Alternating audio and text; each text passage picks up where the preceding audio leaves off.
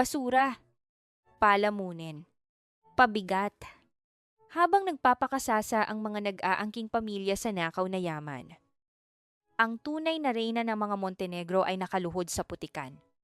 Pinagkaitan ng pangalan, tinanggalan ng nakaraan. Ngunit sa pagtulo ng huling luha ni Filomena, kasabay ng panginginig ng kanyang mga kamay, sisibol ang isang panata. Sapat na ang pagiging biktima. Ngayong alam na niya ang totoo.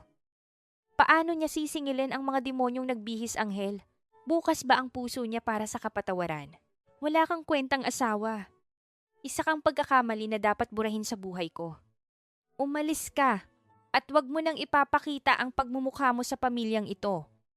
Ang malamig at malupit na boses na iyon ay tila patalim na patuloy na humihiwa sa isipan ni Filomena. Lumayo ang paningin mula sa kawalan at bumalik sa madilim at maalisang na ilalim ng tulay ng Delpan. Dito! Wala na ang mayamang ginang. Siya na ngayon si Ate Mena. Ang babaeng walang apelyido. Gamit ang nanginginig at nagnanaknak na mga daliri. Maingat niyang tinatahi ang butas ng isang lumang uniforme. Ito ang isusuot ng 9 gulang na si Lani bukas. Ang sinulid na ginagamit niya ay napulot lamang sa isang basurahan.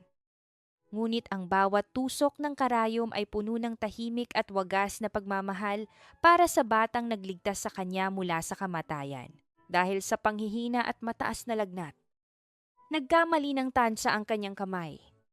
Tumagos ang matulis na dulo ng karayom sa kanyang hinlalaki. Isang patak ng malapot at pulang dugo ang bumahiran sa puting tela ng uniforme. Hindi siya sumigaw. Walang luhang tumakas mula sa kanyang mga mata. Ngunit biglang sumikip ang kanyang dibdib na tila may nakadagan na malaking bato. Mahigpit niyang kinagat ang kanyang ibabang labi hanggang sa malalasahan niya ang sarili niyang dugo. Pinipigilan niyang lumabas ang isang hikbi na hindi niya maintindihan kung saan nagmumula. Isang malalim at pamilyar na kirot ang bumalot sa kanyang pagkatao. Isang kalungkutang dala ng mga alaalang pilit na ibinaon ng kanyang wasak na isipan. Sino ba talaga ang lalaking laging nagagalit sa kanyang panaginip? Bakit kahit sinusugatan siya ng mga salita nito ay tila mas nananaig ang pangungulila ng kanyang wasak na puso? Ang malamig na ihip ng hangin ay nagdala ng samyo ng mga tuyong bulaklak at natutunaw na kandila. Sa loob ng tahimik na sementeryo ng La Loma, nakaluhod si Rafael Montenegro sa harap ng isang malamig at makintab na puntod. 3 taon na ang nakalipas mula nang ibaon niya rito ang isang walang lamang kabaong. Kasama ang kanyang puso at kaluluwa. Maingat na inilapag ng bilyonaryo ang isang bungkos ng mga puting sampagita sa ibabaw ng marmol. Ang kanyang mga daliri ay dahan-dahang humaplos sa nakaukit na pangalan ni Filomena. Wala na ang mapagmataas at walang awang lalaki na kinatatakutan sa mundo ng negosyo. Ang naiwan ay isang anino ng pagdurusa. Kinakain ng matinding pagsisisi dahil sa isang kasalanang hindi na mabubura ng panahon. Isang maliit na figura ang lumapit mula sa gilid ng mga musoleo. Si Lani. Hawak ang isang napudpod na walis tingting. Ay nagsimulang linisin ang mga tuyong dahon sa paligid ng puntod. Kumikita ang bata ng barya-barya sa pagwawalis upang may maibili ng gamot para sa naghihingalong si Ate Mena. Kumuha si Rafael ng kanyang pitaka upang abutan ng pera ang batang gusgusin. Sa pagbukas ng kanyang balat na pitaka, nahulog ang isang lumang litrato ni Filomena na laging nakatago malapit sa kanyang dibdib. Pinulot ito ni Lani upang ibalik. Ngunit biglang nanigas ang buong katawan ng bata. Nanlaki ang kanyang mga mata habang pabalik-balik ang tingin sa mukha ng mayamang lalaki at sa litratong hawak niya. Sir, bakit po kamukha niya si Ate Mena namin nanginginig ang tinig ng bata? Ang mga mata ay puno ng pagtataka at kaba. May sakit po siya ngayon. Kailangan po niya ng gamot doon sa ilalim ng tulay. Parang tumigil ang pag-ikot ng mundo ni Rafael. Ang hangin ay tila nawala sa kanyang mga baga. Ang asawang iniyakan niya ng 3 taon. Ang babaeng akala niya ay naging abo na. Ay buhay at naghihingalo sa isang madilim na eskinita. Hindi na nagawang mag-isip ng maayos ni Rafael. Ang bawat hakbang niya kasunod ng maliit na si Lani ay tila isang paglalakad sa loob ng isang bangungot na gawa sa putik. Basura at amoy ng pagkabulok. Ang marangyang sapatos ng bilyonaryo ay lumulubog sa maitim na tubig ng eskinita. Ngunit wala siyang pakialam. Ang tanging naririnig niya ay ang mabilis na tibok ng kanyang sariling puso na tila gustong kumawala sa kanyang dibdib. Habang papalapit sila sa ilalim ng tulay ng Delpan, ang kadiliman ay lalong nagiging masansang at mapanglaw. Diyan po. Sir, diyan po kami nakatira. Turo ni Lani sa isang sulok na nababakuran lamang ng mga pinagtagpi-tagping sako at kalawangin na yero. Huminto ang mundo ni Rafael nang mamataan niya ang isang figurang nakabalot sa isang madungis na kumot sa ibabaw ng manipis na karton. Ang babaeng dati ay natutulog sa pinakamalambot na seda at napapaligiran ng bango ng mga sariwang rosas ay narito ngayon. Nanginginig sa gitna ng lamig at dumi. Ang kanyang buhok na dati ay malasutla, ay buhol-buhol na ngayon. At ang kanyang balat ay maputla at tuyot. Dahan-dahang lumapit si Rafael. Ang kanyang mga tuhod ay nanghihina. Mena, mahal ko, ang kanyang tinig ay halos isang bulong. Basag at puno ng pagsusumamo. Sa pagdinig sa boses na iyon, biglang nagmulat ng mga mata ang babae. Ngunit sa halip na yakap o luha ng kagalakan, matinding takot ang rumespleka sa mga mata ni Filomena. Mabilis siyang umusog pabalik. Pilit na isinisiksik ang kanyang sarili sa malamig na pader ng tulay. Ang kanyang paghinga ay naging mabilis at gulo. Tila isang hayop na nasusukol sa isang bitag. Huwag! Huwag kang lalapit. Maawa ka. Huwag mo na akong saktan. Ang sigaw ni Mena ay punong-puno ng trauma.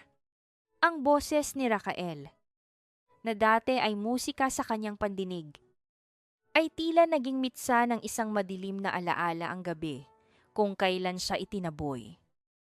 Ang gabi ng ulan at ang malupit na pagtatakwil ng lalaking pinagkatiwalaan niya ng kanyang buhay. Isang matandang lalaki na may malabong mga mata ang humarang sa pagitan nila. Si Tatang Dado, hawak ang isang lumang tungkod, ay tumayo ng matuwid sa harap ni Rafael. Sino ka?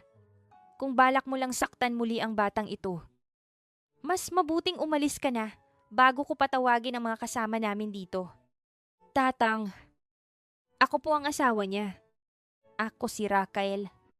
Hayaan niyo po akong tulungan siya. Kailangan ko siyang dalhin sa ospital. Pakiusap ni Rafael. Ang mga luha ay malayang umaagos sa kanyang pisngi. Hindi niya magawang paniwalaan na ang sarili niyang presensya ay nagdudulot ng ganitong klasing takot sa babaeng pinakamamahal niya.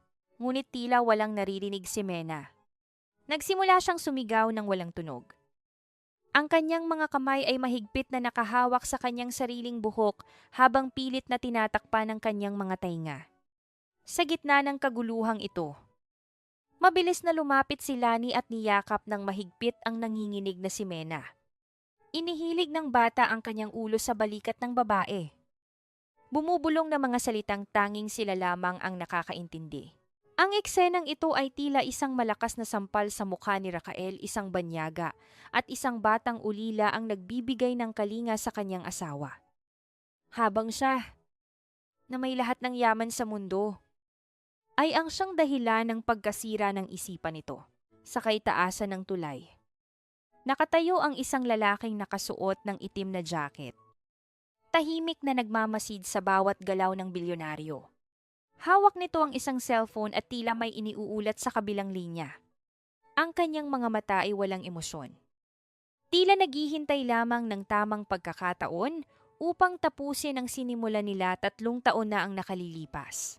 Hindi napansin ni Rafael ang panganib sa itaas dahil ang buong atensyon niya ay nasa paanan ng kanyang asawa. Sinubukan niyang muling humakbang ng isa. Umaasang makikilala siya ni Mena sa pamamagitan ng kanyang haplos. Ngunit bago pa man dumampi ang kanyang balat sa kamay ng babae, mabilis na dinampot ni Mena ang isang basag na bote ng serbesa mula sa gilid. Nanginginig ang mga kamay ni Mena habang itinuturo ang matalim na dulo ng bote sa dibdib ni Rafael.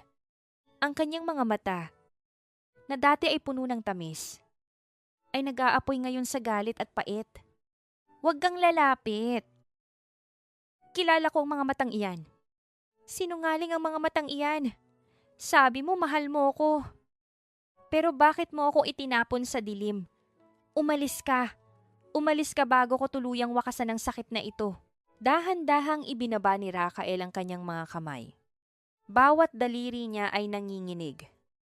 Hindi dahil sa takot sa basag na boteng hawak ni Mena, kundi dahil sa katotohanang siya ang mitsa ng matinding paghihirap ng babaeng ito.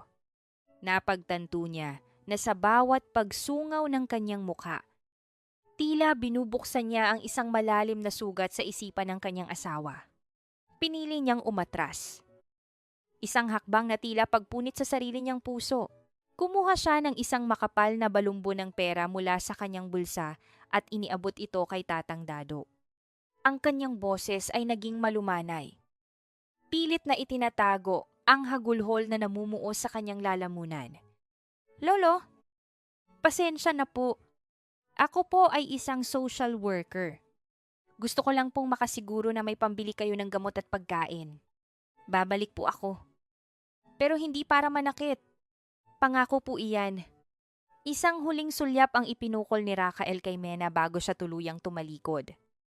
Nakita niya ang kanyang asawa na unti-unting bumibigay ang mga tuhod, habang mahigpit pa ring nakakapit sa damit ni Lani.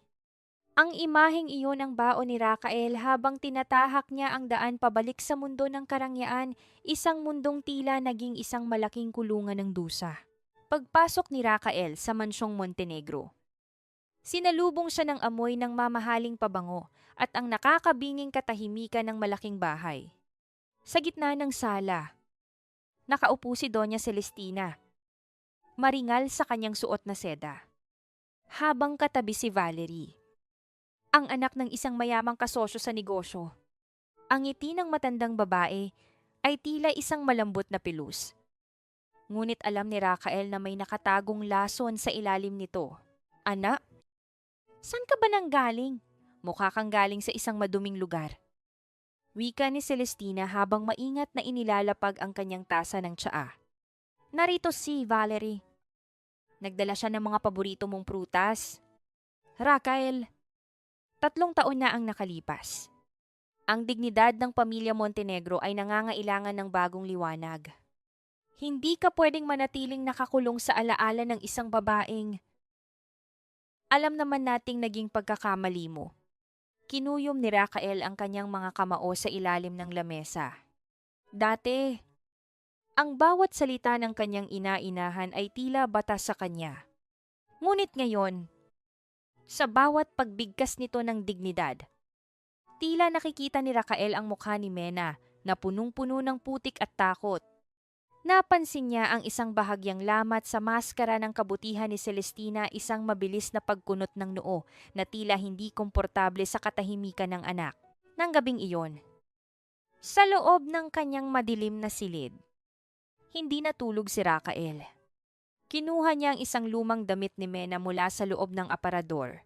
Isang puting blusa na hindi niya hinayaang labhan ng kahit na sino. Maingat niyang inilabas ang plansa at sinimulang haplusin ang tela. Sa bawat pagdaan ng mainit na bakal, tila bumabangon ang samyo ng sampagita. Ang amoy na tanging kay Mena lamang. Ito ang kanyang munting ritual. Ang tanging paraan upang maramdaman niyang naroon pa rin ang kanyang asawa sa gitna ng kawalan. Kinuha ni Rafael ang kanyang telepono at tinawagan ang kaisa-isang taong mapagkakatiwalaan niya. Eliseo? Kailangan ko ang lahat ng record ng Montenegro Medical Center mula 3 taon na ang nakalipas. Gusto kong malaman ang bawat sentimong pumasok sa account ni Dr. Beatriz Alcantara. Huwag mong hahayaang malaman ito ni Mama. Samantala, sa kabilang bahagi ng mansyon, humigpit ang hawak ni Doña Celestina sa kanyang cellphone. Isang mensahe mula sa kanyang espiya ang nagpabago sa timpla ng kanyang gabi. Ma'am, kumpirmado po. May binibisitang babae si Sir Rafael sa Delpan. Buhay po ang asawa niya. Ang tunog ng pagkabasag ng mamahaling porselana ay bumasag sa katahimikan ng silid ni Celestina nang mabitawan niya ang kanyang tasa. Ang tsaa ay tumapon sa kanyang mamahaling damit. Tila isang mantsa ng krimen na hindi na kayang burahin. Ang sikat ng araw sa ilalim ng tulay ng Delpan ay hindi nagdadala ng pag-asa, kundi isang malagkit na init na nagpapatingkad sa amoy ng imburnal. Sa loob ng maliit na dampa, mag-isang nakaupo si Filomena. Wala si Lani dahil maagang umalis upang magtinda ng sampagita. At si Tatang Dado naman ay nagtungo sa palengke upang humanap ng mapagtatrabahuhan. Maingat na kinuha ni Mena ang isang maliit na plastik ng kanin na natira mula sa kanilang hapunan kagabi. Sa halip na kainin ito kahit kumakalam ang kanyang sikmura, maingat niya itong ibinalot sa isang malinis na piraso ng papel at itinago sa ilalim ng lumang banig ni Lani. Isang munting lihim. Isang alay ng pag-ibig. Isang paraan upang masiguro na hindi magugutom ang bata sakaling wala silang mapulot na pagkain mamaya. Sa gitna ng kanyang kawalan ng alaala, ang tanging malinaw sa kanyang puso ay ang pangangailangang protektahan ang batang itinuturing niyang anak. Ngunit ang katahimikan ay bumasag ng isang anino ang humarang sa liwanag ng pintuan. Hindi ito ang anino ni Rafael. Ito ay isang aninong may dalang lamig na tila yelo. Pumasok si Doña Celestina sa loob ng dampa. Maingat na itinaas ang kanyang mamahaling bestida upang hindi madikita ng dumi. Wala siyang dalang galit sa kanyang mukha. Sa halip, ang kanyang boses ay puno ng mapagkunwaring awa. Isang uri ng kabaitan na mas masakit pa sa sampal. Tingnan mo ang sarili mo. Filomena, isang multo na nagtatago sa basura. Simula ni Celestina habang tinititigan ang nanginginig na babae. Akala mo ba ay tinutulungan mo ang batang si Lani? Sa totoo lang, ikaw ang sumisira sa kinabukasan niya. Dahil sa pagiging makasarili mo, namumuhay ang batang iyan sa putikan. Isang baliw na tulad mo ang nag-aalaga sa kanya. Napakadelikado niyan. Napaatras si Mena. Ang kanyang mga kamay ay nagsimulang manginig. Hindi. Mahal ko si Lani. Hindi ko siya sasaktan. Ngunit hindi iyan ang sasabihin ng gobyerno. Patuloy ni Celestina. Ang kanyang mga mata ay nananatiling matalim. Kapag nalaman nilang may isang baliw na nagtatago rito, kukunin ng DSWD si Lani. Dadalhin siya sa isang bahay ampunan kung saan hindi mo na siya makikita kailanman. Gusto mo bang mangyari iyon? Gusto mo bang mabulok ang batang iyon dahil lang sa'yo? Ang mga salitang iyon ay tila mga linta na sumisipsip sa huling lakas ni Mena. Ang kanyang isipan ay muling binalot ng mga boses mula sa nakaraan, mga boses na nagsasabing siya ay walang kwenta. Isang pabigat. Nagsimulang sumakit ang kanyang ulo. Isang matinding pintig na tila gustong pumutok ng kanyang bungo. Sa gitna ng takot at kalituhan, nagsimulang sabunutan ni Mena ang sarili niyang buhok. Pilit na pinatitigil ang mga boses na nagmumula sa mapait na ngiti ni Celestina. Tama na. Maawa po kayo. Huwag niyo siyang kukunin. Pagmamakaawa ni Mena habang nakaluhod sa sulok. Ang kanyang mukha ay basang-basa na ng luha. Nang makitang wasak na ang kalooban ni Mena, tahimik na lumabas si Celestina. Sa labas ng eskinita, iniabot niya ang isang itim na sobre sa kapitan ng barangay na kanina pa naghihintay. Isang palitan ng tingin at isang mabilis na pagtanggap ng pera ang naganap. Pagkalipas ng ilang sandali, humahangos na dumating si Lani. Nadatnan niya ang kanilang dampa na parang dinaanan ng bagyo. Nakita niya si Mena na nakabaluktot sa sahig. Patuloy na isinisigaw ang kanyang pangalan habang ang mga kamay ay may mga hibla ng sariling buhok. Walang pag-aalinlangan. Kinuha ni Lani ang lumang cellphone na iniwan ng social worker at pinindot ang nag-iisang numero rito. Sir, tulong po si Ate Mena. May masamang nangyayari. Ang iyak ng bata ay bumasag sa katahimikan ng opisina ni Rafael. Ngunit bago pa man makasagot si Rafael, Isang pangkat ng mga kalalakihan na may suot na uniforme ng barangay ang pumasok sa dampa. Wala silang habag na hinawakan si Mena sa magkabilang braso. "Bitawan niyo ako, Lani-Lani." Tumakbo ka ang sigaw ni Mena ay umalingaw-ngaw sa buong Delpan. Baliw ang babaeng ito. Isang banta sa kaligtasan ng mga bata, sigaw ng kapitan habang kinaladkad si Mena palabas ng eskinita. Sa harap ng maraming taong nakatingin lamang, ang mga kuko ni Mena ay bumaon sa semento. Pilit na kumakapit sa tanging mundong alam niya. Habang ang kanyang puso ay nadudurog sa takot na baka ito na ang huling pagkakataon na makikita niya si Lani. Saktong pagdating ng sasakyan ni Raquel sa kanto, nakita niya ang kanyang asawa na pilit na isinasakay sa isang lumang van. Ang mukha nito ay puno ng dugo mula sa pagkakasubsob sa lupa. Ang galit na nananalaytay sa mga ugat ni Raquel ay tila isang bulkang sumasabog nang makita niya ang malupit na pagtrato sa kanyang asawa. Hindi na niya hinintay na tuluyang huminto ang kanyang sasakyan. Mabilis siyang bumaba. Ang tunog ng pagsara ng pinto ng sasakyan ay tila isang babala sa lahat ng naroroon. Sa bawat hakbang niya patungo sa van, ang hangin sa paligid ay tila nagiging mabigat at mapanganib. Bitawan niyo siyang sigaw ni Raquel ay yumanig sa buong eskinita. Ang kanyang boses ay hindi lamang puno ng utos, kundi puno ng isang uri ng kapangyarihang nagpatahimik maging sa mga osisero.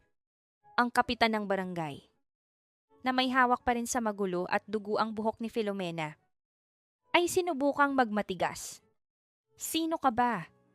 Ang babaeng ito ay baliw at istorbo sa publiko. Dinadala namin siya sa tamang pasilidad. Sa halip na sumagot ng mahinahon, mabilis na lumapit si Raquel. Sa isang iglap, ang kanyang kamao ay tumama sa pader na semento sa tabi mismo ng mukha ng kapitan. Ang tunog ng pagtama ng buto sa semento ay sapat na upang manginig ang opisyal. Nanlisik ang mga mata ni Raquel. Ang bawat hininga niya ay puno ng puot. "Ako si Raquel Montenegro. At ang babaeng kinakaladkad niyo ay ang aking asawa." Ang kanyang boses ay mababa, ngunit puno ng banta. "Kapag hindi mo binitiwan ang buhok niya sa loob ng 1 segundo, sisiguraduhin kong ang buong pamilya mo ay mabubulok sa hirap. Gugunawin ko ang mundo mo bago pa lumubog ang araw na ito." Dahil sa takot sa pangalang narinig at sa tindi ng presensya ng lalaki, agad na binitiwan ng kapitan si Mena. Nawalan ng malay ang babae dahil sa tindi ng trauma at pagod. Maingat siyang sinalo ni Raquel. Dahan-dahang binuhat ang kanyang payat na katawan na tila ba ito ay isang mamahaling kristal na baka mabasag. Ang dumi at dugo sa damit ni Mena ay kumapit sa mamahaling polo ni Raquel.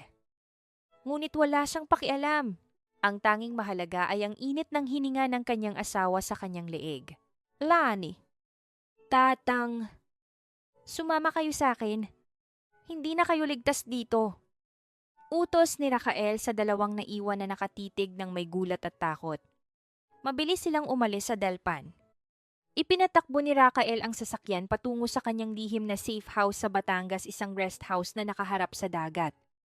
Malayo sa ingay ng Maynila at malayo sa mapanuring mga mata ni Doña Celestina.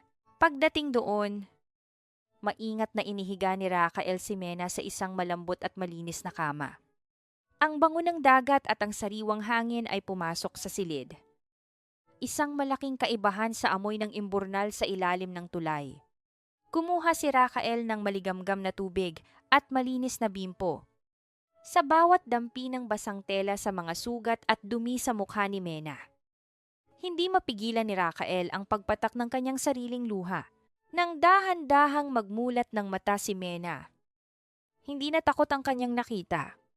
Nakita niya ang isang makapangyarihang lalaki na nakaluhod sa gilid ng kanyang kama. Umiiyak habang maingat na pinupunasan ang kanyang mga paa. Ang panginginig ng mga kamay ni Raquel ay nagsasabi ng isang katotohanang hindi kayang ipaliwanag ng mga salita. "Bakit? Bakit ka umiiyak?" Mahinang tanong ni Mena. Ang kanyang boses ay tila isang pangarap. Hindi nakasagot agad si Raquel. Hinawakan niya ang kamay ni Mena at idinikit ito sa kanyang basapang pisngi. Dahil ang tagal mong nawala. At dahil ang tanga ko, para hayaan kang masaktan ng ganito. Sa gitna ng katahimikan, tumunog ang telepono ni Rafael. Ang pangalan ni Doña Celestina ang lumitaw sa screen. Sinagot ito ni Rafael. Ang kanyang boses ay naging kasing lamig ng bakal. Alam ko ang ginawa mo. Mama, panimula niya. Ang bawat salita ay tila isang bala. Wag na wag mo nang susubukang hawakan muli ang asawa ko. Mula sa sandaling ito, wala ka ng anak na nagngangalang Rafael. At sisiguraduhin kong ang bawat luha ni Filomena ay babayaran mo ng buo. Maghanda ka. Dahil tapos na ang panahon ng iyong panlilinlang. Sinong babaeng iyan? Bakit siya nakatingin sa akin ng may ganyang kalungkot na mga mata?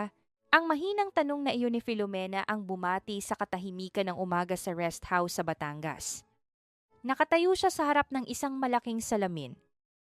Ang kanyang mga daliri ay dahan-dahang humahaplos sa kanyang sariling refleksyon. Ang babaeng nasa salamin ay nakasuot ng malambot na sedang pantulog. Ang buhok ay maayos na nasuklay. At ang balat ay malinis na. Ngunit sa likod ng magandang anyong iyon, nakikita ni Mena ang mga anino ng ilalim ng tulay ang dumi na tila nakabaon na sa kanyang kaluluwa at ang takot na hindi kayang burahin ng anumang sabon. Pumasok si Rafael sa silid. May dalang tray ng pagkain. Huminto siya sa may pintuan. Ang kanyang puso ay tila pinipiga sa nakikitang kalituhan ng kanyang asawa. Ang bawat hibla ng puting kumot at ang marangyang disenyo ng silid ay tila sumasakal kay Mena para sa kaniya. Ang ganitong kagandahan ay hindi totoo. Isang panaginip na baka maglaho kapag pumikit siya. Iyan ay ikaw. Mena, iyan ang totoong ikaw. Malambot na wika ni Rafael habang inilalapag ang tray sa maliit na lamesa. Umatras si Mena. Ang kanyang mga kamay ay mabilis na itinago sa likod ng kanyang damit. Hindi. Ang babaeng iyon ay malinis. Ako ay basura. Madudumihan ko lang ang higaang ito. Bakit mo ako dinala rito? Sino ba talaga ako sa buhay mo at bakit parang pasan mo ang buong mundo kapag nakatingin ka sa akin? Ang tanong na iyon ay tila isang matalim na karayom na tumusok sa konsensya ni Rafael.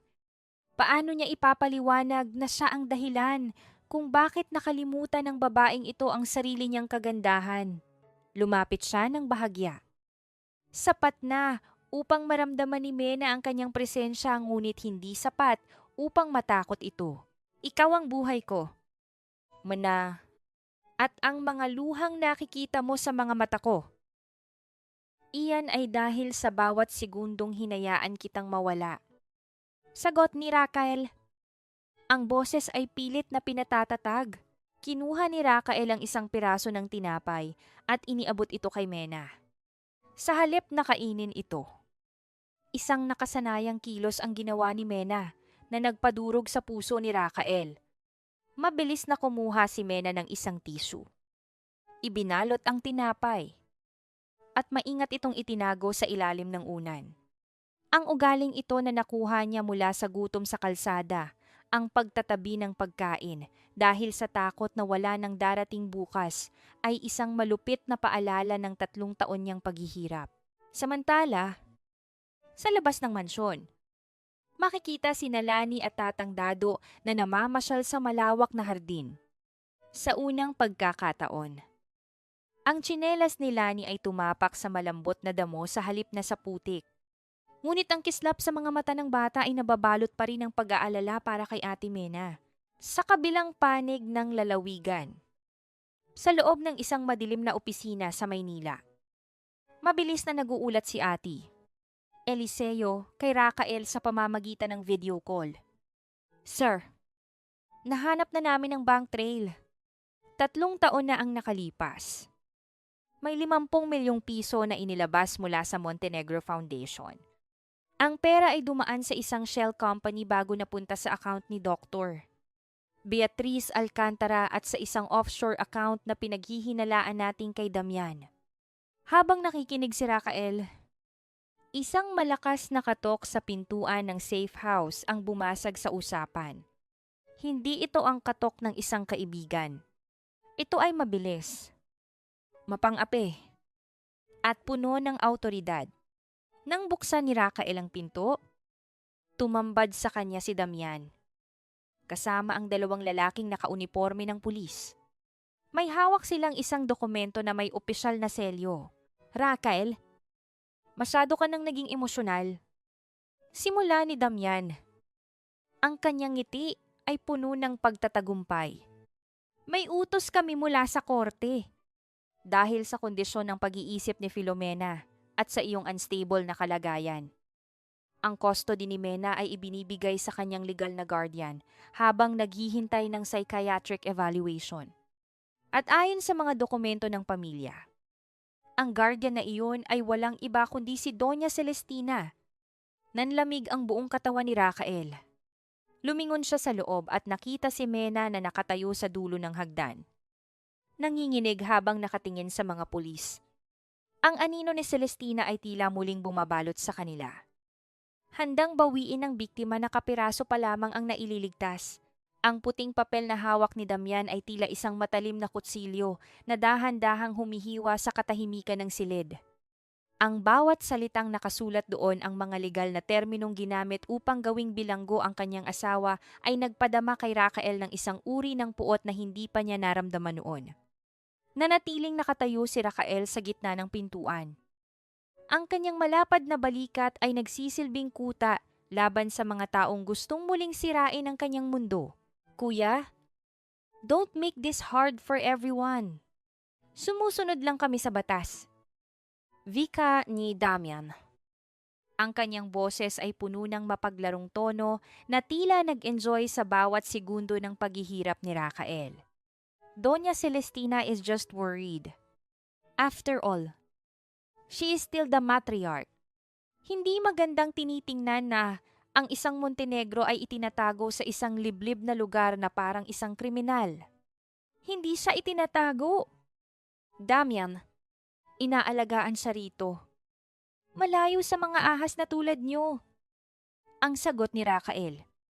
Ang kanyang boses ay mababa ngunit ramdam ang bawat panginginig ng galit. Huwag mong gamitin ang batas sa akin.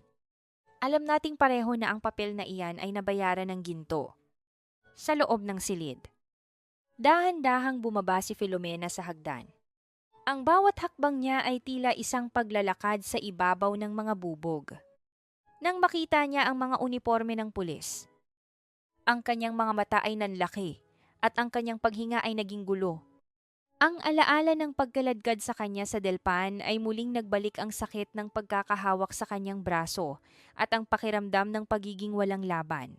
Mabilis na tumakbo si Lani patungo kay Mena at mahigpit na yumakap sa baywang nito. Ate Mena, huwag kang matakot. Hindi ka nila kukunin. Ang bulong ng bata. Bagaman siya rin ay nanginginig sa takot. Isang hakbang ang ginawa ng isang pulis patungo sa loob. Ngunit mabilis na humarang si Raquel. Ang tunog ng pag-ikot ng gear ng kanyang isipan ay tila mas mabilis pa sa tibok ng kanyang puso.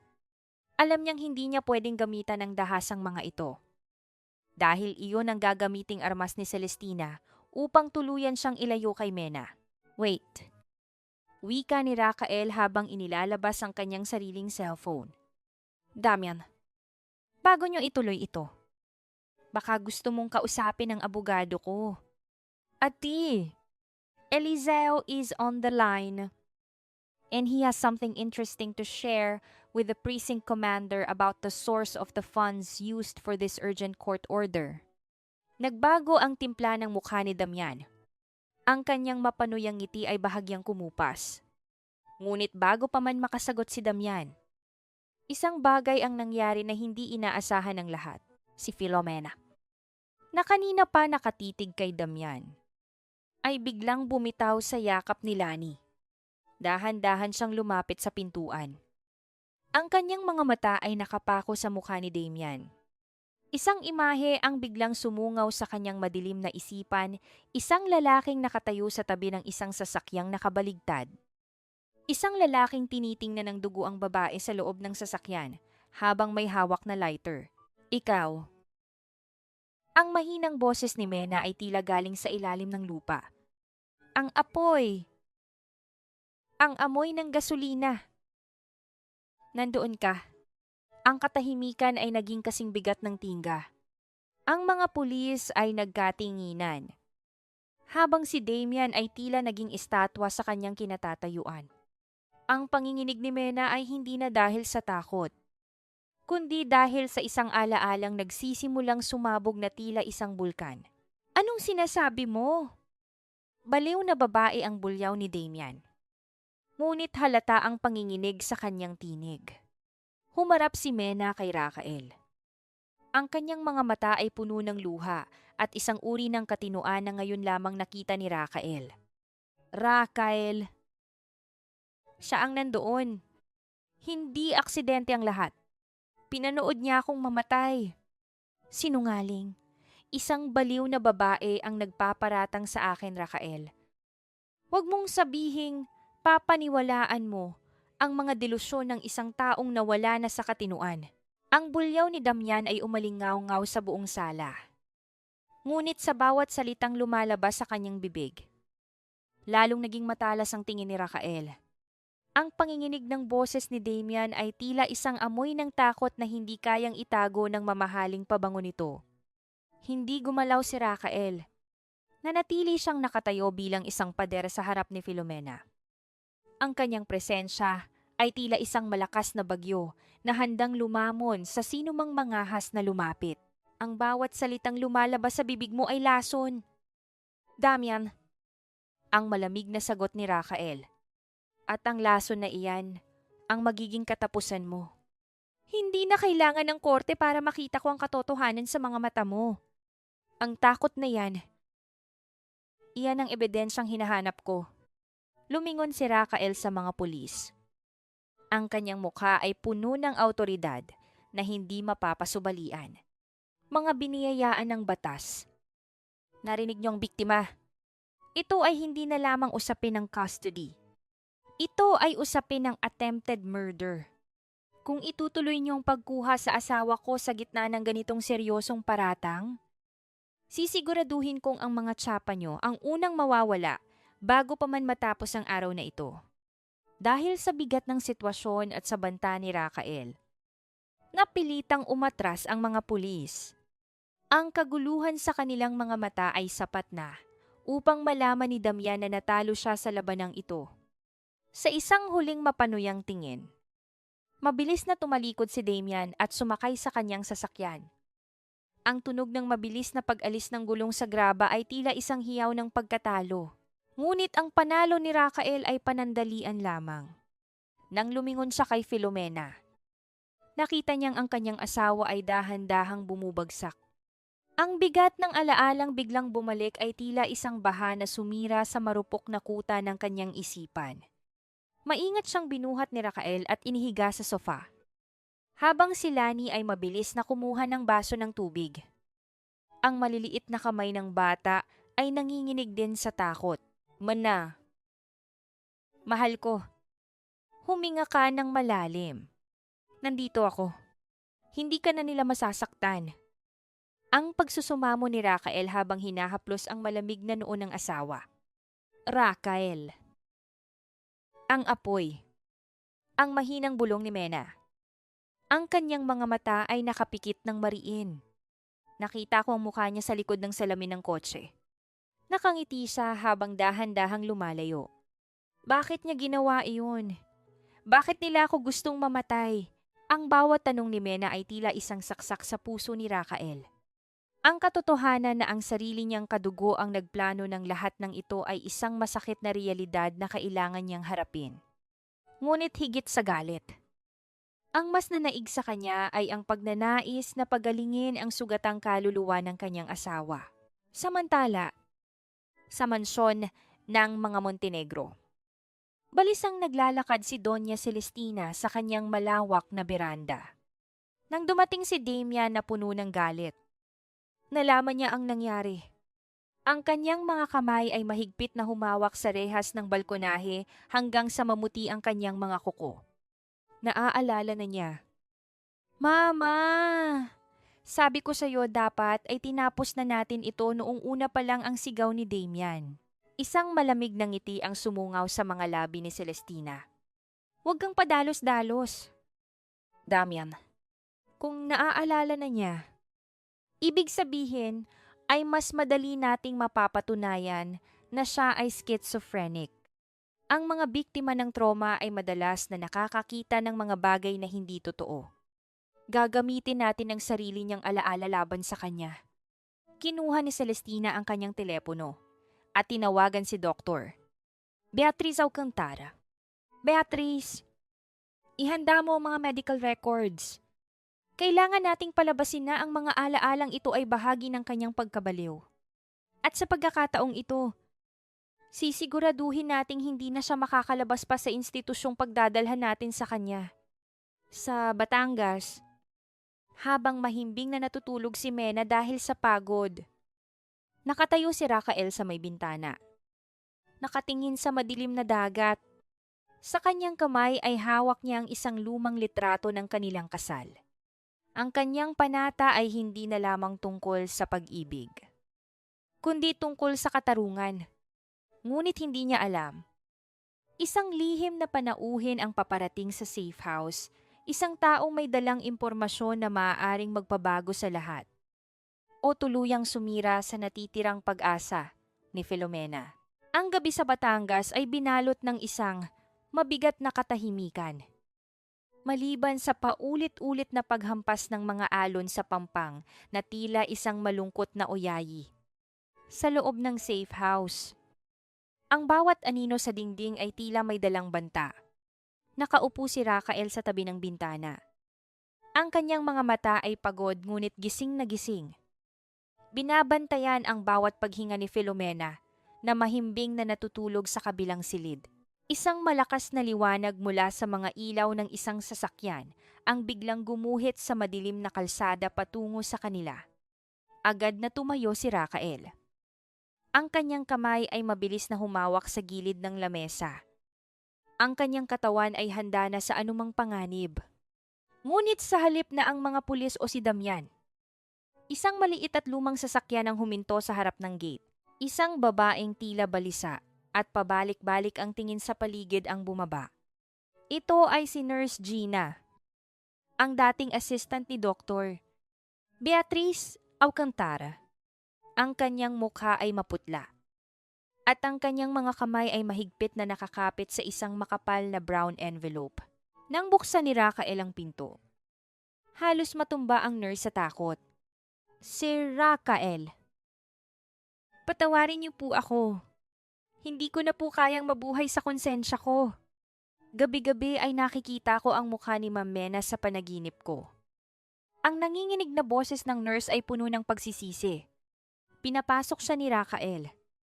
Ang kanyang mga mata ay nakapako sa envelope na hawak nito. Anong ibig mong sabihin? Gina, magsabi ka ng totoo kung ayaw mong mabulok sa kulungan kasama ng amo mo. Ang asawa niyo po. Hindi po siya namatay sa aksidente. Buhay po siya nang dalhin sa ospital. Ngunit iniutos ni Doña Celestina kay Dr. Beatriz na ideklara siyang patay sa papeles. Ang pag-amin ni Gina ay tila isang malakas na kulog sa gitna ng katahimikan. Binigyan po siya ng gamot na pampatulog ng matagal upang mailabas siya sa ospital ng walang nakakaalam. At ang huling balita ko po, ipinatapon siya sa isang liblib na lugar upang doon tuluyang mamatay. Ngunit mukhang nagmilagro ang langit at nakaligtas siya. Sa likod ng pinto ng silid, nakatayo si Filomena. Narinig niya ang lahat. Ang bawat salita ni Gina ay tila mga nawawalang piraso ng isang malaking puzzle na unti-unting nabubuo sa kanyang isipan. Ang pakiramdam ng pagiging paralisado sa isang puting silid. Ang boses ni Celestina na bumubulong sa kanyang tainga. Habang siya ay hindi makagalaw, ang lahat ng yon ay hindi delusyon. Iyon ay katotohanan. Dahan-dahang lumabas si Mena. Ang kanyang mukha ay basang-basa ng luha, ngunit ang kanyang mga mata ay may bagong liwanag, ang liwanag ng isang taong nahanap na ang kanyang katotohanan. Nilapitan niya si Nurse Gina. Sa halip na magalit, kinuha ni Mena ang nanginginig na kamay ng nurse at hinawakan ito ng mahigpit. Salamat. Salamat dahil pinili mong magsabi ng totoo. Ang malumanay na wika ni Mena. Ang kanyang kabutihan. Sa kabila ng lahat ng ginawa sa kanya, ay nagpabuhos ng lalo pang matinding luha mula sa nurse. Samantala, sa mansyon ng mga Montenegro, isang malakas na pagtatalo ang nagaganap. Nadiskubre ni Doña Celestina na nawawala si Nurse Gina. Ang kanyang galit ay tila isang apoy na handang tumupok sa lahat. Hanapin yung babaeng yan. Huwag niyo siyang hahayaang makalapit kay Rafael, ang sigaw ni Celestina kay Damian. Kapag lumabas ang mga dokumentong hawak niya, hindi lang ang pangalan natin ang masisira, kundi ang buong buhay natin. Kinuha ni Celestina ang isang bote ng gamot mula sa kanyang drawer, ang parehong gamot na ginamit nila kay Mena 3 taon na ang nakalipas. Isang madilim na plano ang muling nabuo sa kanyang isipan. Kung hindi nila makuha si Mena sa pamamagitan ng batas, gagamit sila ng ibang paraan. Isang paraan na magpapatahimik kay Filomena ng habang buhay. Sa ilalim ng pagpapanggap na ito ay isang medikal na pangangailangan. Sa Batangas, habang tinitingnan ni Rafael ang mga dokumento sa loob ng envelope, ang orihinal na medical records na nagpapatunay na buhay si Mena, isang malalim na panata ang kanyang binigkas sa kanyang isipan. Haharapin niya ang kanyang sariling pamilya. Hindi na bilang isang anak, kundi bilang isang asawang handang pumatay at mamatay para sa katarungan. Ngunit sa gitna ng kanilang pag-uusap, isang matalim na tunog ng pagkabasag ng salamin ang nanggaling sa likurang bahagi ng safe house. Isang grupo ng mga kalalakihan na may takip sa mukha ang dahan-dahang pumasok. Ang kanilang mga galaw ay tila mga sanay na mamamatay tao. Ibigay niyo ang sobreng iyan, o hinding-hindi na kayo makakalabas ng buhay sa lugar na ito. Ang boses na iyon, kahit natatakpan ng tela ang mukha ng nagsasalita, ay may dalang pamilyar na bagsik na nagpatindig sa balahibo ni Rafael. Ang katahimikan ng gabi ay bumasag nang ang bawat piraso ng salamin mula sa bintana ay bumagsak sa sahig, na tila mga kristal na ulan sa ilalim ng liwanag ng buwan. Hindi sumigaw si Rafael. Mabilis siyang humarang sa harap ni na Filomena at Nurse Gina. Ang kanyang mga bisig ay nakabukas upang magsilbing kuta sa loob ng dibdib ni Mena. Ang kaba ay tila isang tambol na mabilis ang paghampas. Ang bawat anino ng mga kalalakihang pumasok ay nagpapaalala sa kanya ng mga boses sa ospital. Ang mga boses na nag-utos na itapon siya sa dilim. Ngunit sa gitna ng kanyang panginginig, naramdaman niya ang maliit na kamay ni Lani na nakakapit sa kanyang laylayan. Ang takot sa mga mata ng bata ay nagbigay kay Mena ng isang uri ng lakas na hindi niya alam na taglay niya. Raquel, ang mga dokumento. Huwag mong hahayaang makuha nila iyan. Ang mahinang bulong ni Mena. Ang kanyang boses ay nanginginig, ngunit may determinasyon. Muna, dalhin mo si Lani at si Tatang sa loob ng silid. Ilak niyo ang pinto. Huwag kayong lalabas kahit ano ang mangyari. Utos ni Raquel. Ang kanyang paningin ay hindi umaalis sa mga estranghero. Isang marahas na paghablot ang ginawa ng isa sa mga lalaki kay Nurse Gina, na naging sanhi ng pagkakalaglag ng brown na envelope sa sahig. Sa pagtatangkang pulutin ito ni Raquel, isang malakas na tulak ang tumama sa kanyang balikat. Dahilan upang tumama ang kanyang likod sa matigas na gilid ng lamesa. Ang tunog ng pagbagsak ng mga kagamitan ay umalingaw-ngaw sa buong bahay. Ngunit mas malakas ang tibok ng pagsisisi sa puso ni Raquel dahil sa panganib na dala niya sa kanyang pamilya. Habang hinihila ng mga lalaki si Nurse Gina palabas, isang pamilyar na amoy ng mamahaling tabako ang humalo sa hangin, ang amoy na laging dala ni Damian. Napagtanto ni Raquel na hindi lamang ito basta pagnanakaw. Ito ay isang pagtatangkang burahin ang huling piraso ng katotohanan. Sa loob ng silid, nakasandal si Mena sa pinto. Ang kanyang mga kamay ay nakatakip sa kanyang bibig upang pigilan ang isang pagsigaw. Narinig niya ang bawat kalabog sa labas, ang bawat pagdaing ni Raquel. Ang kanyang isipan ay tila isang basag na salamin na unti-unting nabubuo. Naalala niya ang apoy. Naalala niya ang mukha ni Damian. At ngayon, nakikita niya ang parehong kalupitan sa kasalukuyan. Hindi ko hahayaang makuha nila si Raquel. Hindi muli. Ang panata ni Mena sa kanyang sarili. Dahan-dahan niyang binitiwan ang pagkakahawak sa pinto. Lumingon siya kay Tatang Dado na protektadong nakayakap kay Lani sa isang sulok. Isang malalim na paghinga ang ginawa ni Mena bago niya dahan-dahang pinaliko ang lock ng pinto. Alam niyang sa sandaling lumabas siya. Maaaring hindi na siya makabalik sa tahimik na buhay na alam niya. Ngunit ang pagmamahal niya kay Raquel ay mas matimbang kaysa sa kanyang sariling kaligtasan. Nang bumukas ang pinto, tumambad kay Mena ang imahe ni Raquel na nakaluhod sa sahig. May bahid ng dugo sa gilid ng kanyang labi. Habang isang lalaki ang nakatutok ng isang matigas na bagay sa kanyang ulo. Hawak na ng kabilang lalaki ang brown envelope at handa na silang umalis kasama ang umiiyak na si Gina. Bitawan niyo siya, ang sigaw ni Mena ay hindi na boses ng isang biktima. Ito ay boses ng isang babaeng handang makipaglaban para sa katarungan. Damian, alam kong narinig mo ko. Alam kong ikaw ang nasa likod ng telang iyan. Tumigil ang mga lalaki. Ang katahimikan ay naging kasing bigat ng tingga. Isang malakas na hangin mula sa dagat ang pumasok sa loob ng wasak na bahay. Na tila isang hudyat ng paparating na unos. Isang nakakangilong katahimikan ang bumalot sa wasak na sala matapos bigkasin ni Filomena ang pangalan ng kanyang kaaway. Ang lalaking may takip sa mukha, na kanina ay punong-puno ng dahas, ay bahagyang napatigil. Ang kanyang mga mata sa likod ng tela ay nanlaki. Tila hindi makapaniwala na ang babaeng itinuring nilang isang basang sisiw ay may lakas ng loob na tumayo at lumaban. Dahan-dahang itinaas ni Damian ang kanyang kamay upang tanggalin ang takip sa kanyang mukha. Isang mapanuyang ngiti ang sumungaw sa kanyang labi, isang ngiting punong-puno ng kamandag. Masyado ka ng maraming naaalala, Filomena. At sa mundong ito, ang mga taong maraming alam ay madalas na hindi nagtatagal. Tama na. Damian ang sigaw ni Raquel habang pilit na tumatayo sa kabila ng hapdi ng kanyang mga sugat. Ang bawat galaw niya ay tila pagpunit sa kanyang sariling laman.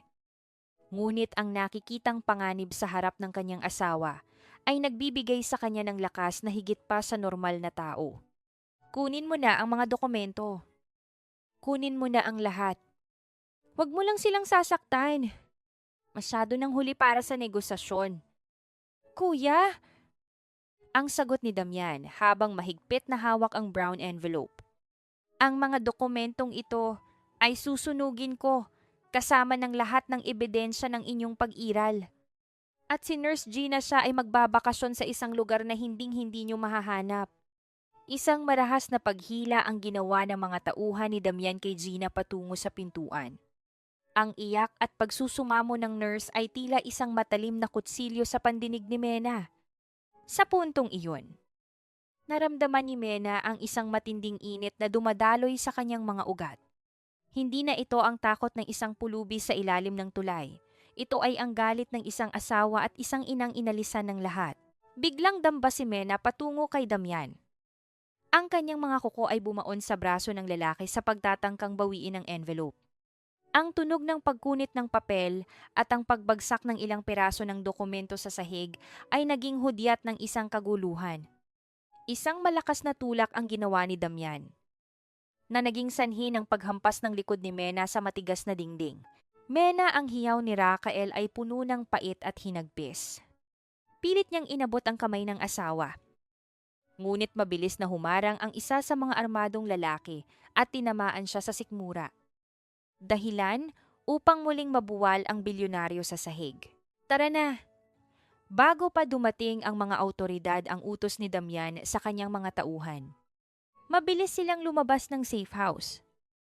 Bitbit ang nakakaraming bahagi ng ebidensya at ang nanlalambot na si Gina.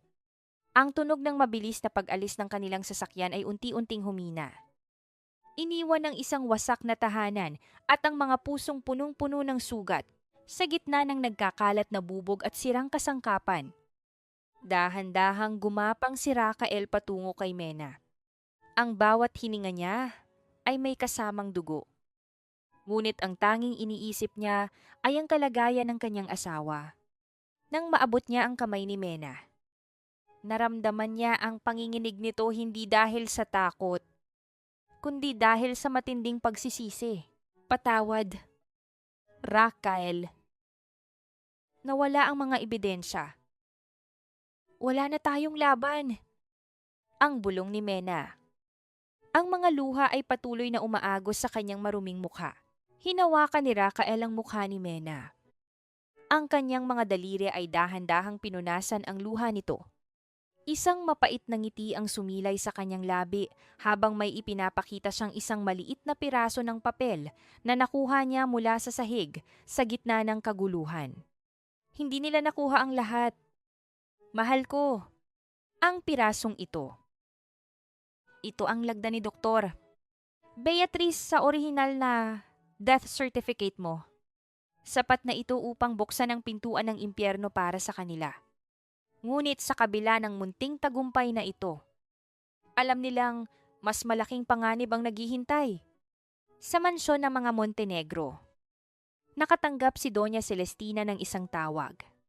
Ang kanyang plano ay pumasok na sa huling yugto.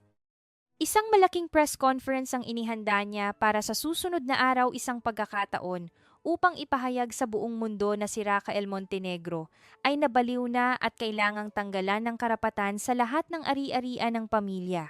Ang dumi mo, Rafael.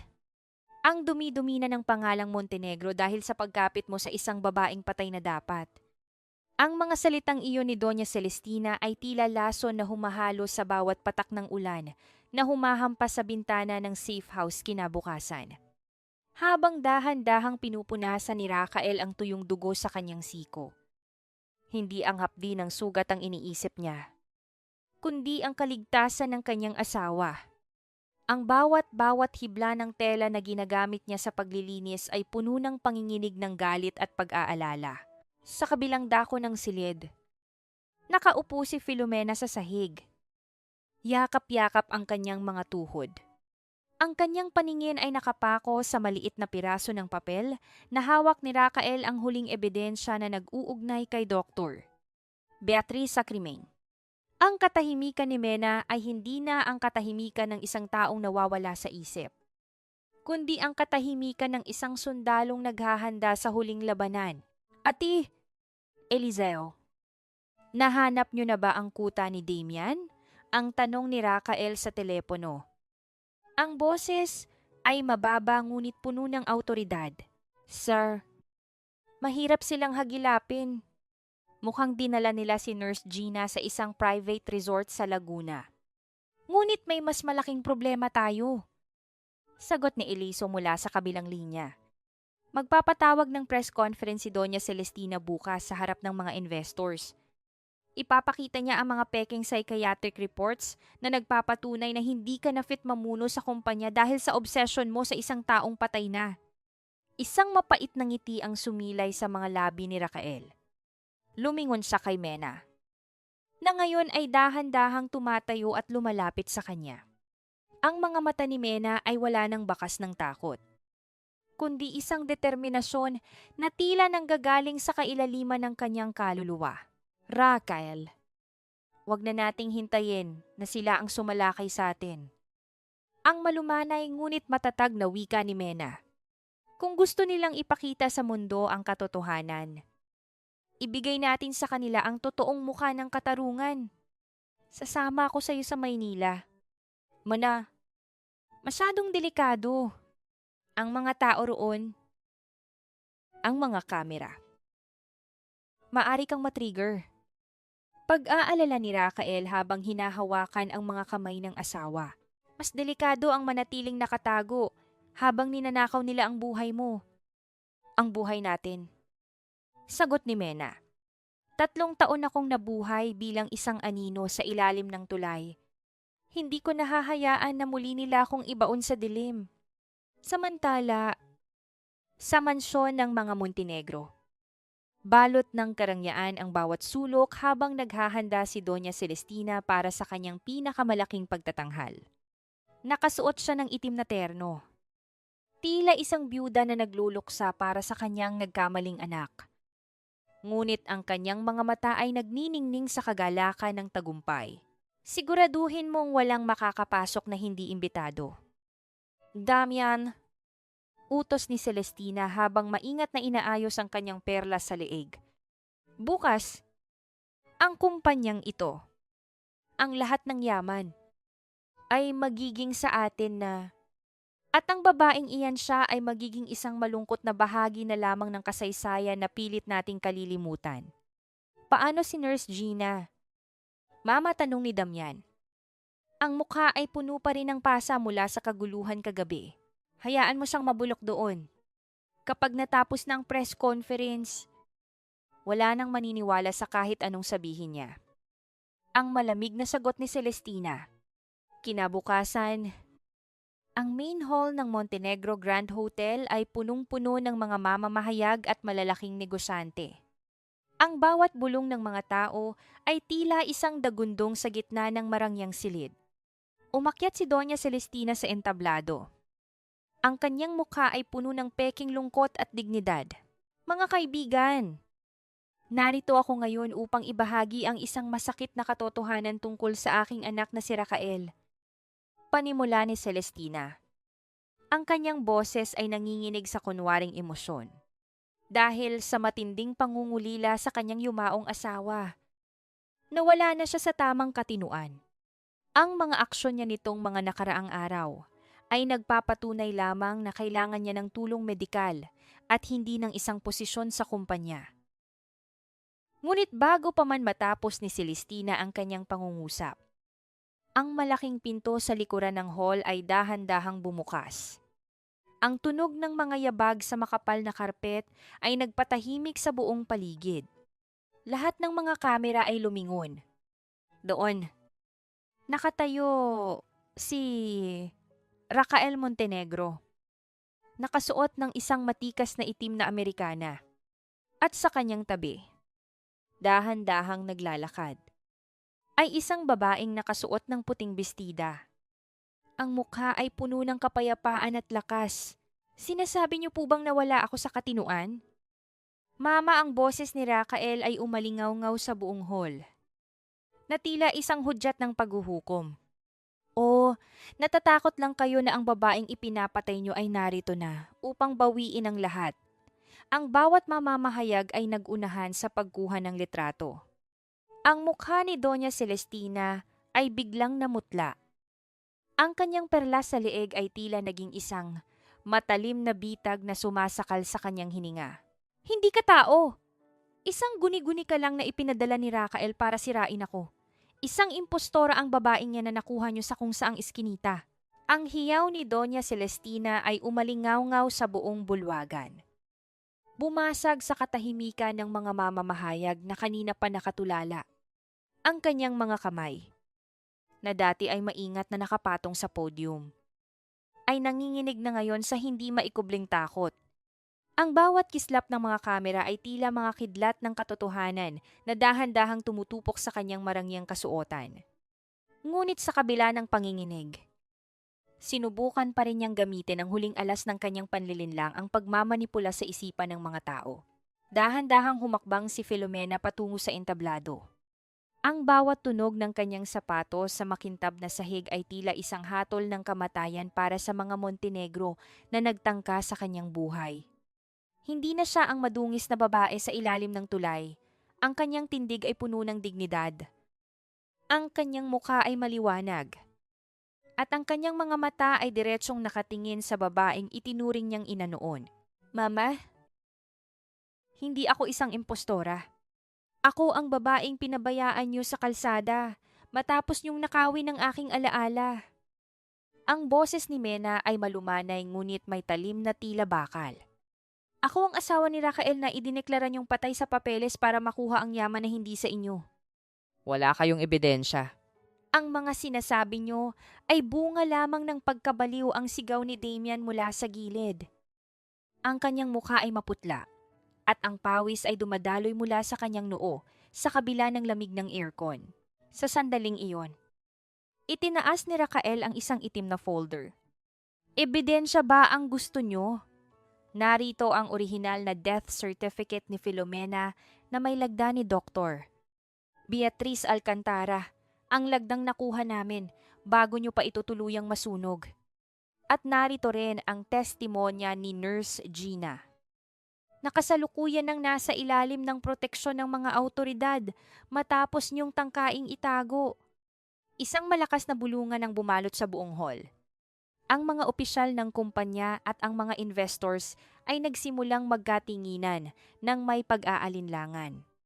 Ang kuta ng kasinungalingan na binuo ni Celestina sa loob ng 3 taon ay dahan-dahang gumuho sa harap ng kamera ng buong bansa.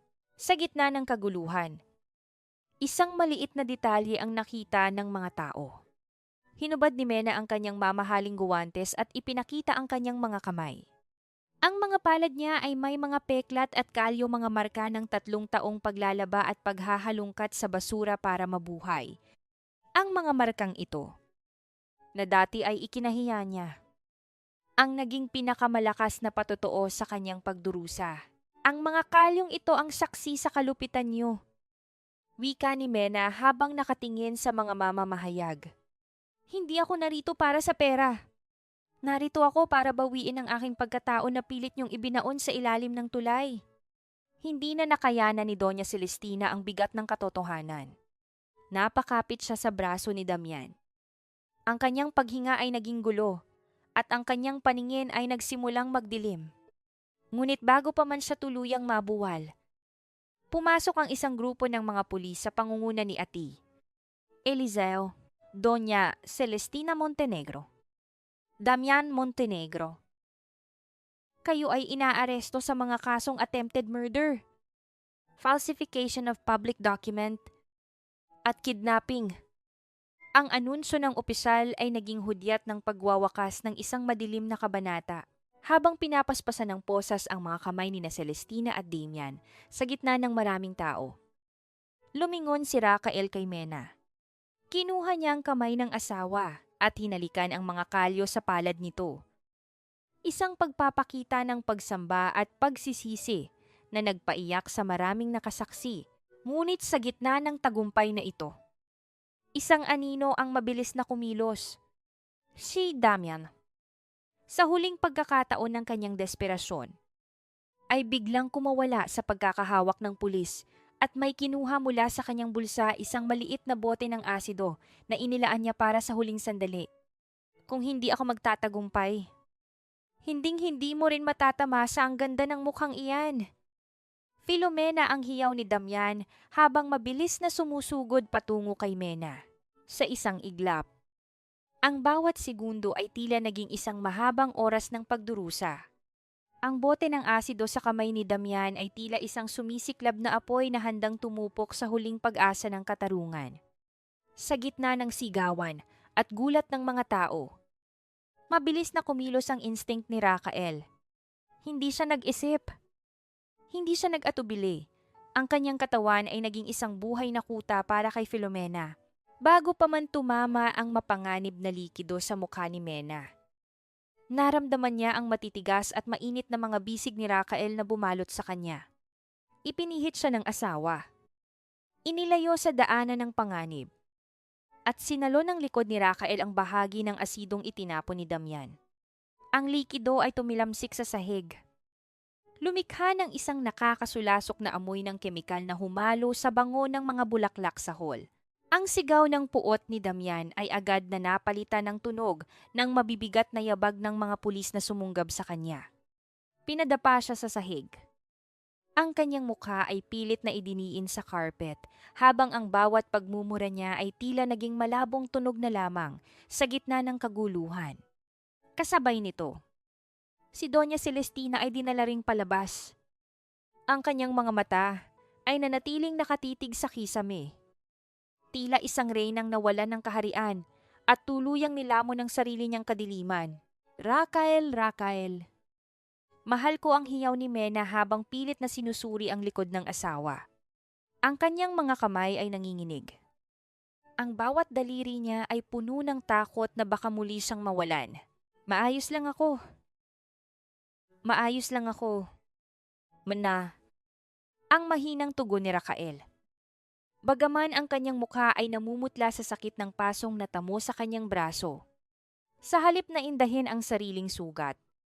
Ang unang ginawa ni Rakael ay ang haplusin ang mukha ni Mena. Sinisiguro niya na walang kahit isang patak ng panganib ang dumampi sa balat ng kanyang asawa. Sa gitna ng mga nagkikislap ang ilaw ng kamera, ang imahe ni Rakael at Mena na magkayakap sa sahig ang naging huling kabanata ng kanilang pampublikong pagdurusa. Wala ng Montenegro Foundation na kontrolado ng kasakiman. Ang tanging natira ay ang dalawang pusong wasak ngunit handang maghilom sa piling ng isa't isa. Pagkalipas ng ilang linggo, ang katahimikan ng karagatan sa Batangas ang naging saksi sa dahan-dahang pagbangon ni Mena. Wala na ang mga uniforme ng pulis. Wala na ang mga mapanuring mata ng lipunan. Nakaupo si Mena sa buhanginan. Kasama si Lani na masayang nagtatayo ng kastilyong buhangin sa di kalayuan. Si Tatang Dado naman ay mahimbing na natutulog sa ilalim ng puno ng niyog. Ang mukha ay puno ng kapayapaan na matagal na niyang hindi nararamdaman. Lumapit si Rakael kay Mena. May dalang isang maliit na kahon. Nakasuot ang kanyang braso ng benda. Isang munting paalala ng kanyang sakripisyo. Ngunit ang kanyang mga mata ay wala ng bakas ng lungkot. Lumuhod siya sa harap ni Mena. Sa parehong paraan na ginawa niya noong sila ay unang magkita sa ilalim ng tulay, ngunit sa pagkakataong ito, hindi ito pagsusumamo ng isang banyaga, kundi ang pangako ng isang asawa. Mena, alam kong ang nakaraan ay hindi natin mabubura. Simula ni Rakael. Ang boses ay sumasabay sa banayad na ihip ng hangin. At alam kong may mga sugat na mananatili sa ating puso habang buhay. Pero gusto kong malaman mo na sa bawat araw na darating, handa akong samahan ka sa pagbuo ng mga bagong alaala. Hindi na tayo babalik sa mansyon. Dito tayo magsisimula, kung saan ang tanging tunog na maririnig natin ay ang katotohanan. Binuksan ni Rakael ang kahon. At doon ay nakahiga ang isang bagong singsing, isang simpleng disenyo na walang kislap ng brilyante, kundi ang tibay ng purong ginto. Kinuha ni Mena ang singsing at tinitigan ito. Lumingon siya kay Lani, kay Tatang Dado, at pabalik kay Rakael. Isang matamis at tunay na ngiti ang sumilay sa kanyang mga labi, isang ngiting hindi napilit. Isang ngiting hindi na natatakot. Hindi ko na kailangang maalala ang lahat. Rakael, ang malumanay na sagot ni Mena. Dahil sa bawat haplos mo, nararamdaman ko ang lahat ng kailangan kong malaman. Mahal kita. Sa nakaraan man o sa kasalukuyang ito. Ang bawat alon na humahampas sa pampang ay tila naguhugas sa mga bakas ng dumi at sakit ng kanilang nakaraan. Ang pamilyang Montenegro ay maaaring gumuho sa mga papeles.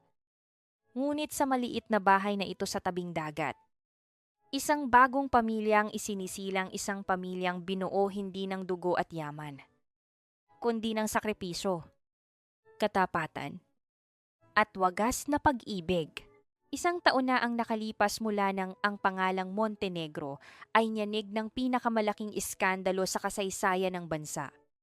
Ngunit sa maliit na bayan ng Batangas, sa isang bahay na nakaharap sa asul na dagat, ang ingay ng nakaraan ay tila naging malabong bulong na lamang ng hangin. Ang amoy ng alat ng dagat ay humahalo sa bango ng mga namumukadkad na sampagita sa paligid ng isang bagong gusali. Ang sampagita home ay hindi lamang isang gusali. Ito ay isang santuwaryo. Dito, ang mga kababaihang nawala ng pangalan, ang mga batang walang matuluyan. At ang mga kaluluwang sugatan ay nakakahanap ng bagong simula. Si Filomena, na dati ay isang anino sa ilalim ng tulay, ang siyang nagsisilbing liwanag ng tahanang ito. Nakasuot siya ng simpleng damit na koton. Ang kanyang buhok ay malayang humahalik sa kanyang balikat habang tinuturuan niya ang isang maliit na bata na magsulat. Ang bawat galaw ni Mena ay puno ng katiwasayan. Ang mga kalyo sa kanyang kamay ay hindi na tanda ng hirap kundi simbolo ng kanyang lakas. Dumating si Ati. Eliseo isang hapon. May dalang mga dokumentong nagtatapos sa huling kabanata ng kanilang laban. Sir Raquel. Ma'am Mena. Ang hatol ay pinal na. Si Doña Celestina at Damian ay mananatili sa loob ng bilangguan ng habang buhay. Ang lahat ng ari-ari ang nakuha nila sa masamang paraan ay tuluyan ng naisalin sa foundation nyo. Hindi ngumiti si Mena nang marinig ang balita. Sa halip, lumingon siya sa bintana. Tila may tinitingnan sa malayo. Ang pagpapatawad para sa kanya ay hindi nangangahulugang paglimot sa sakit. Ito ay ang pagpili na huwag nang dalhin ang laso ng galit sa kanyang puso. Ang hustisya ay nakamit na. Ngunit ang tunay na kapayapaan ay nahanap niya sa pagyakap kay Lani na ngayon ay masayang nag-aaral. At kay Tatang Dado na matiwasay na nagpapahinga sa hardin. Lumapit si Raquel kay Mena at dahan-dahang inakay ang asawa patungo sa dalampasigan. Habang lumulubog ang araw, ang kalangitan ay nagkulay kahel at lila. Tila isang painting ng pag-asa. Mana, kung tatanungin kita ngayon, masaya ka na ba talagang mahinang tanong ni Raquel habang mahigpit na hawak ang kamay ng asawa? Tumigil si Mena at humarap sa kanya. Ang kanyang mga mata, na dati ay puno ng takot at kalituhan, ay nagniningning ngayon sa pag-ibig. Raquel, ang saya ay hindi ang kawalan ng sakit. Ang saya ay ang pagkakaroon ng kasama sa gitna ng unos. At salamat dahil hindi ka bumitaw noong ako mismo ay bumitaw na sa sarili ko. Hinalikan ni Raquel ang noo ni Mena. Isang halik na puno ng pasasalamat at pangako. Ang pag-ibig nila ay hindi isang kwentong perpekto. Ito ay isang kwentong dinurog ng tadhana ngunit muling binuo ng pananampalataya. Ang bawat bakas ng kanilang paa sa buhanginan ay dahan-dahang binubura ng mga alon. Tila sinasabing ang bawat sakit ng kahapon ay maaari ring hugasan ng panahon. Ang aral na iniwan ng kanilang paglalakbay ay malinaw ang tunay na pagkakakilanlan ng isang tao ay hindi matatagpuan sa yaman o apelyido, kundi sa tibay ng puso na muling magmahal matapos masugatan ng malalim. Sa dulo ng araw, ang bawat sampagita ay kailangang dumaan sa dilim ng gabi bago mailabas ang pinakamatamis nitong bango sa umaga.